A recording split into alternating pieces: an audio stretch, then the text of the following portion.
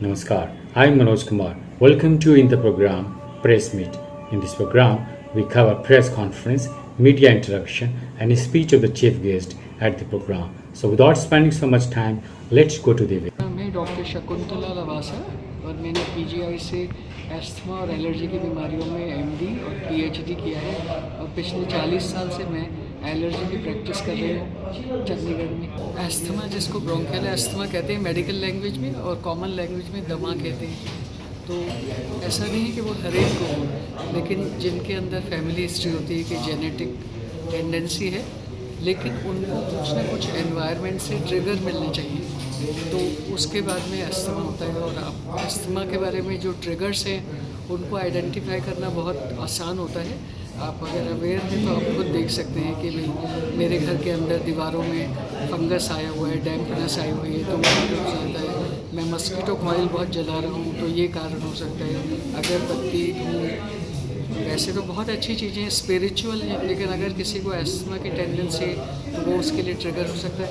Food allergens बच्चों में सबसे ज़्यादा कॉमन होते हैं जो कि ट्रिगर हो सकते हैं। मतलब मिल्क इतनी अच्छी चीज़ है जो कि बच्चे के ग्रोथ के लिए ज़रूरी है, लेकिन फिर भी अगर मान लीजिए मिल्क से एलर्जी है तो वो ट्रिगर हो सकता है। ऐसे अंडे, मछली वगैरह और इवन वेजिटेबल्स में सिंपल वेजिटेबल टमाटर जैसी चीज़ भी ट्रिगर हो सकती है। तो ये सारे जो हैं ये एलर्जी टेस्ट से अगर पता लग जाए तो फिर हम उससे बचाव कर सकते हैं। तो एस्थमा कोई ऐसा नहीं है कि जानलेवा बीमारी है, हम उसको जानलेवा बनाते हैं क्योंकि हम सही टाइम पे सही इलाज नहीं करते। अगर मान लीजिए हमें इन्हेलर एडवाइस किया है तो हमें फ़र्क समझना चाहिए कि कौन सा इन्हेलर हम रोज़ यूज़ करें, सुबह शाम, चाहे तकलीफ़ हो या नहीं हो, जिससे कि हमारी जो सांस की नलियाँ हैं वो अच्छी तरह हील हो जाए। और फिर हम ट्रिगर आएंगे तब भी हमारी सांस की नलियाँ इतनी मजबूत होंगी कि वो सिकुड़ ही नहीं पाएंगी।